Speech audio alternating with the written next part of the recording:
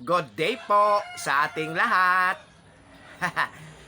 Gitik-gitik muna tayo dito na side para maiwasan natin yung mga stress, ha? Di ba tinood?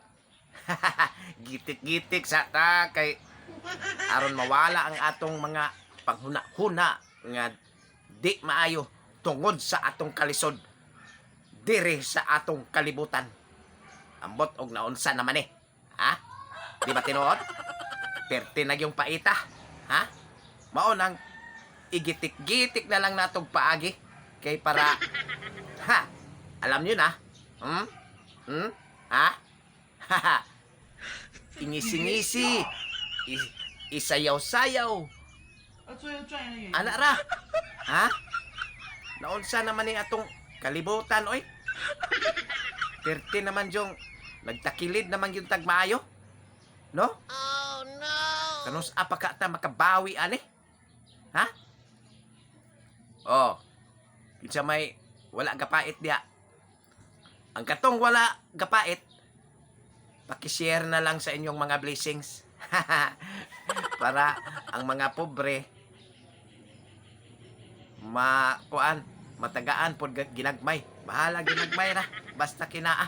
Ha? Ha? Naot unta. Masabtan ninyo ang tanan. Ginagawa Ang mga mo. pobre nanggihilak na. Oh no! Nagbakho. Nagbakho tungod sa kalisod. Oh tinuod na. Ha? Unta kini untang atong bugas dili unta ni pamahalan. Karon misaka naman hinuog maayo. Perting luya yung tawag kaagi. Hilak na lang tas tago ani. Oh my God! Unta gyud. Mubaba na ni kay ang uban nga area nagsugod na og harvest. Mao man ginay yango-ngo sa katawhanan diri sa kalibutan. Kalibutan jud tinuod kay alangan man og diri ra sa Davao del Norte ra nang yango-ngo sa mga katawhan. Tanan man gyud.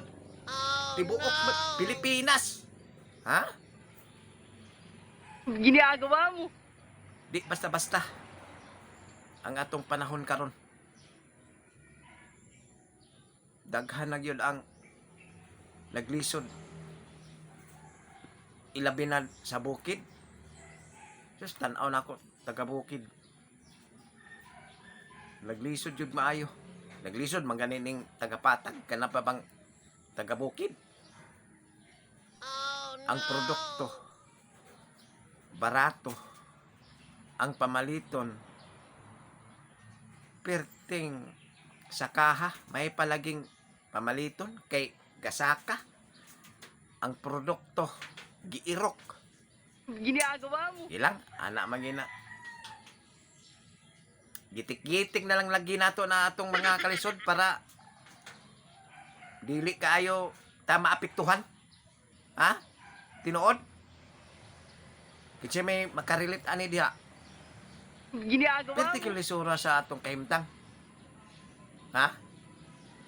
Mao lang gitik-gitik, gitik diri, gitik dito. Ana na lang. Ha? Kinsa may ganahan diya magpagitik-gitik atong gitik-gitikon. Ha? Sige. Mao lang to. Akong gitik-gitik.